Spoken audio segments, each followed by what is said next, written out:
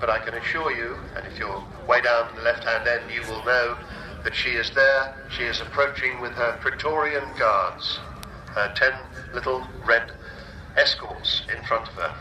This is the kind of sight that you will never, ever see again. So, welcome to the last flying season of this British aeroplane that represents the very best imaginative thinking out of the box virtues of aeronautical design and engineering.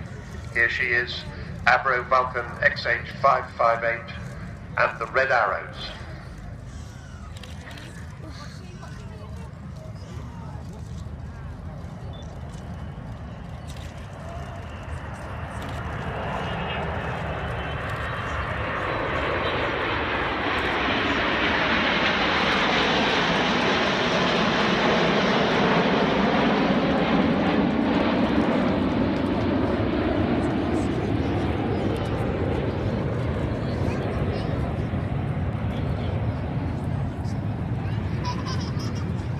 As Vulcan drops away out of the formation, I think you'll agree that that is as near perfect formation as you would expect to see.